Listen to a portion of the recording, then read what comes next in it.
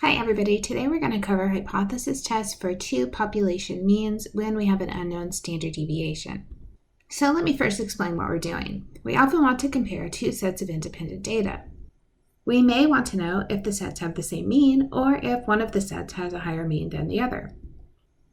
As a really basic scenario, consider going to the gym to lose weight. We might want to know if clients of one trainer get better results than clients of a second trainer.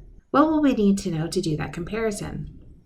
Well, first we would need to know what kind of distribution we're going to use. If we had a small n, we would use a student's t-distribution. Our test statistic would be the difference of the means of the sample minus the difference of the means of the population over the square root of the standard deviation of the first set squared divided by the size of the sample plus the standard deviation of the second set squared over the size of the sample. Again, when we're looking at a small n, we are going to have something called the degrees of freedom, and they call this the Welsh-Satterthwaite equation, and I hope I said that right. So you can see this is a really big equation to get the degrees of freedom. It uses the standard deviation of each of the samples, it uses the size of the samples, and just a bunch of stuff. But good news, I have a Desmos program for all of this, and I'll show you how that works. If we were instead to have a large population, meaning an n that's greater than 30, we could use a normal distribution instead. So we will need to pay attention to what kind of distribution to use, and then you can see our test statistic is the same. So in your homework, a lot of times you'll notice they say, what's the test statistic? So that's this number that you come up from looking at the means and the standard deviations. And then there's also something called a p-value. So pay attention to which one they're asking for. The p-value says, what's the probability we're getting these values?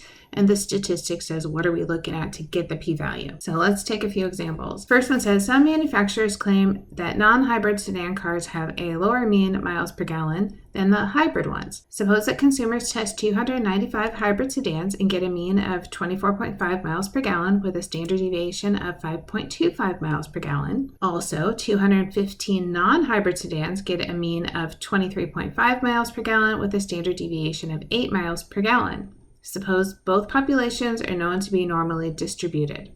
Conduct a hypothesis test to evaluate the manufacturer's claim, test at a 1% level of significance. So let's take this apart. What I see first is it said non-hybrid sedans have a lower mean miles per gallon. So when I'm looking at my hypothesis test, my null is that they're the same, so mu1 is equal to mu2, and then my alternative is that mu2, which is my non-hybrid, is going to be lower. And I know that that's mu2 because I've said that set 1, because that data is given first, will be the hybrid cars, or hybrid sedans. Set 2 is going to be the non-hybrid sedan. So since it says lower, we're expecting mu2 to be smaller if our hypothesis does what we want it to. So this is how we're starting off, is just saying what everything is. So what are our two sets? And then what are we trying to test? The random variable is the difference in the mean miles per gallon of the non-hybrid sedans and the hybrid sedans. So what are we modeling here? We have our sample means, x1 bar minus x2 bar, that's the difference between the two sets. And that's going to be a normal distribution because we have a large number. We have 215 of one car, we have 295 of another, so we know we can use a normal distribution. And just like we were looking at the difference in the mean samples, we're going to look at the difference in the mean population averages, and then we have our sigma. So I'll show you what all that means. To do this, I have a program that will give us the test statistic and it will give us our p-value. So the name of the program, I called it 2 sample mean hypothesis test, and it's a z-test. I will put this URL in the description of the video so you can just click on it, go over there. And I just want to encourage you to double check, think, what am I doing? Am I doing a t-test or a z-test as you're doing this kind of work? So let me show you how you set this up. So I start with having you put in all the data. So set 1, you put in the mean, the standard deviation, and the number that you had in your sample. Repeat that for set 2. So I use x to be the means, s to be the standard deviation, and n to be the number in the sample.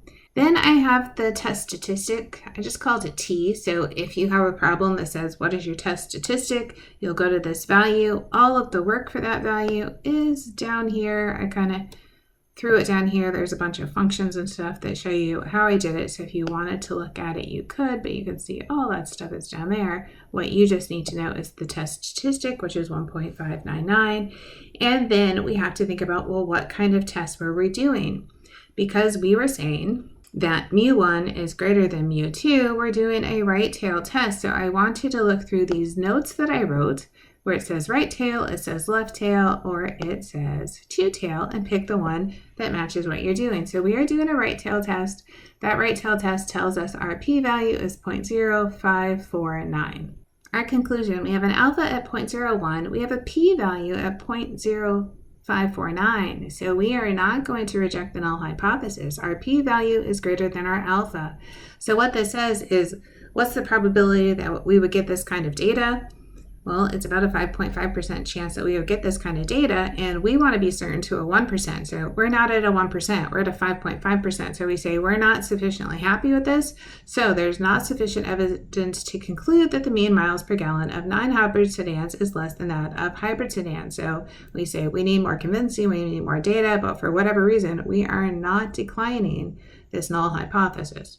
So let's try that again. Here's our second example. It says Thompson Corporation wants to hire a temporary secretary. There are 2 employment agencies in town, and it's believed that the average hourly wages charged by both agencies are the same. Test this claim at alpha equals 0.09. Assume unequal variances formula and use the Welch-Satterthwaite exact equation to calculate the degrees of freedom. So remember we had that earlier, but I said, hey, I got a program for that. So here's the data we were provided. Agency A with a sample size of 12 said there was an hourly wage of 15.2 and a sample standard deviation of 7.8.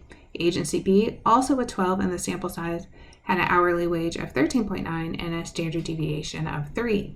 This time it says both agencies charge the same. So this is a two-tail test because we're trying to show that they are not the same.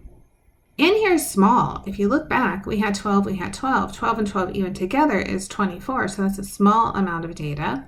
So we are going to use a t-distribution. And this is what I have called it, two-sample mean hypothesis test, t-test. So if you go to these programs that I made, because I'll give you the URLs, if you save them, pay attention to what I save them as. That way you can go back to them and use them for homework or quizzes or whatever you need them for.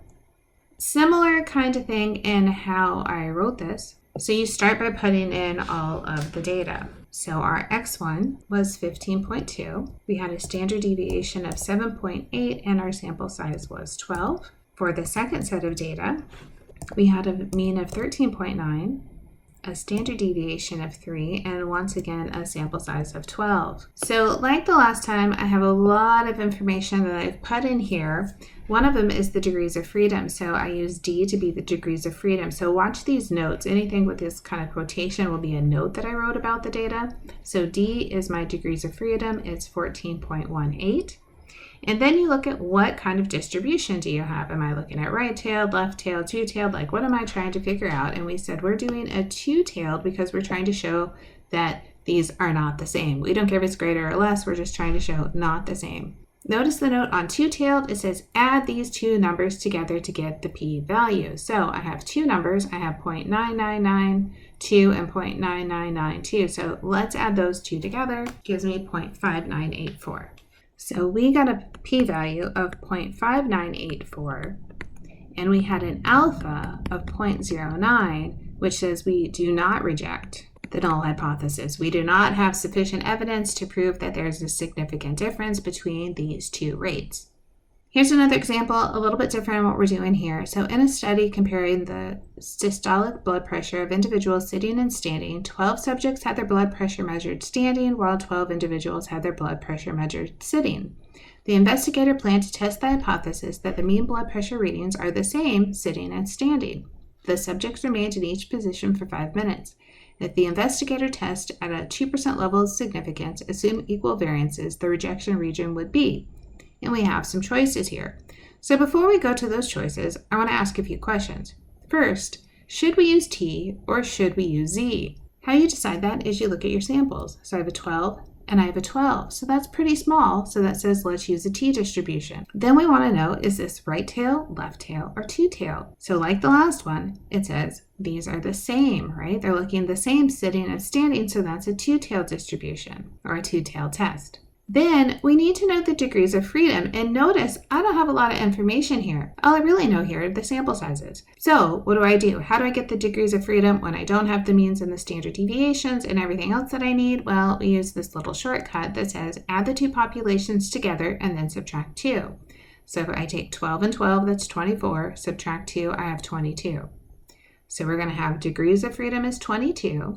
And then we're going to go back to that 2% level of significance for a two-tailed test and think, what does that mean? That means we want that 2% to be split between these two regions. So 1% will be over here, 1% will be over here.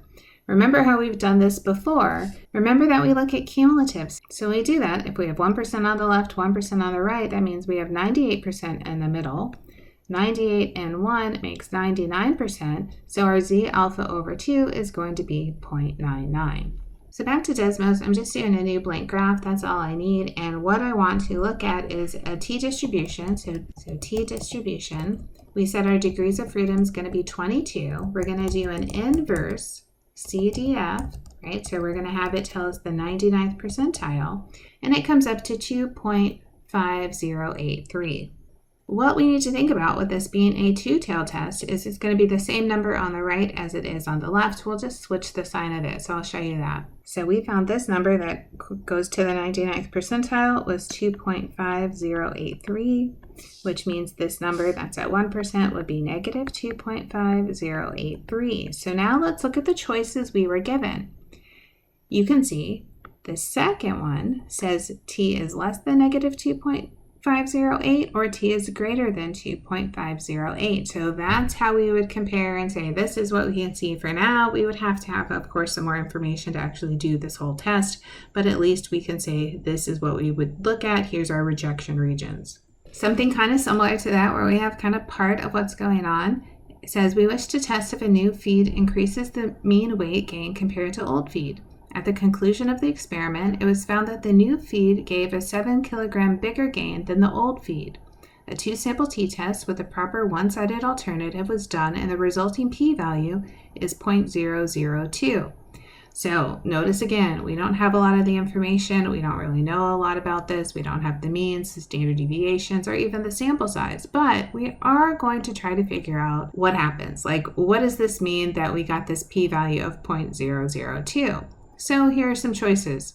There was only a 0.2% chance of observing an increase greater than 7 kilograms, assuming the null hypothesis was false.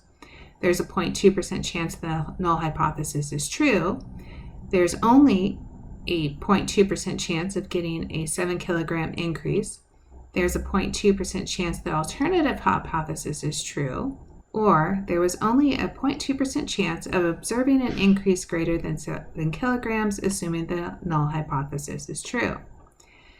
So if you read through those and think about what is what, the last one is the correct one for us to pick. This p-value of 0.002 tells us the probability that there would be a 7 kilogram bigger gain than the old feed, and again, assuming the null hypothesis was true. So I hope that helps. Good luck in all the work you're doing.